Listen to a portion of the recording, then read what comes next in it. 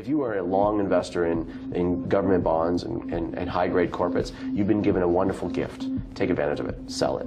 Because you're not going to make a ton of money going forward.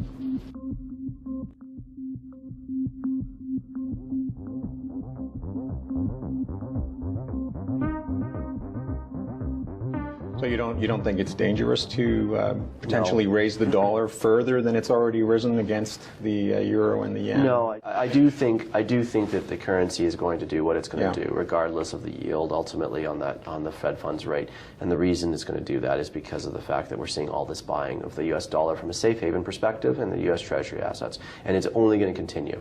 So the Fed has, of course, would love to see its currency reduced.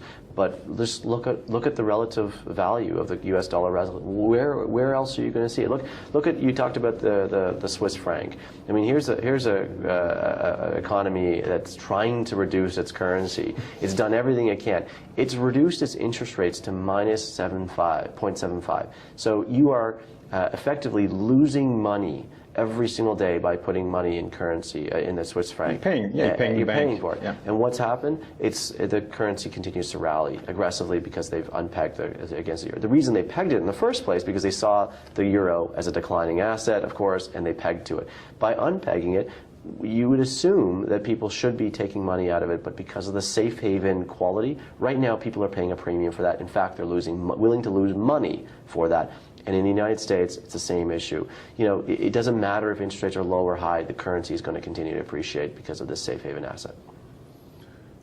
And potentially you see rates at the longer end either staying on the flat side or even going lower, or no. I think if it goes lower, the only reason it would ever go lower is because we see more shock or more issues globally and de-risking. But I do think that look, when we think about the 10-year government bond at 1.9, I think everybody is in this sort of 6 months ago you would have called this as being a 1% probability. Well, we've hit that 1% probability. We also have the same thing with oil. I mean, for many people, $40 oil was a downside. Well, we're sitting here at a substantially, I should say $50 oil, and now we're sitting below $50. So I think people's perspective on assets, we're seeing them widen. We're seeing their potential ranges widen, and I think the government bond, the U.S. government bond, potentially goes lower.